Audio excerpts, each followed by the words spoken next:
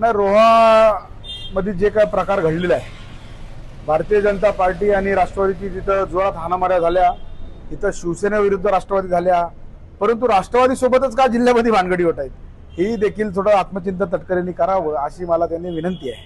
कारण की उद्याच्या भविष्याच्या दृष्टिकोनाने रोहा बदलतोय. रोहाची जनतेने या ठिकाणी सांगितलेलं आहे की सत्ता परिवर्तन ही अटळ आहे आणि रोहाची जनता ही वाट पाहते की उद्या धनुष्य बाणावरती तिथं असणाऱ्या आमच्या धोत्रे काकी यांना कशा पद्धतीने निवडून द्यायचं. आणि रोह्यामध्ये जो प्रचंड एवढ्या वर्ष झालेला भ्रष्टाचार, तो भ्रष्टाचार पण रोह्याची जनता उद्या बाहेर काढल्याशिवाय राहणार नाही, याचा मला आत्मविश्वास आहे. अनिकेत तटकरेंना कदाचित माहिती नसेल, परंतु त्यांनी त्याच्या पप्पाला विचारावं की भरत शेठ आणि विकास गोखलेचं नाव घेतल्याशिवाय तटकरेंना घास जात नव्हता लोकसभेला. आणि त्यावेळेला जर का कडेलोट कुणाचा होणार होता, त्यावेळेला आदरणीय महेंद्र दळवी साहेब, रविशेठ पाटील साहेब असतील, भरत शेठ असतील किंवा योगेश कदम असेल, या सर्वांनी तो कडेलोट थांबवलेला आहे. आणि तो त्याची इच्छा आहे की 2029ला तोही देखील आम्ही पूर्ण करून देऊ.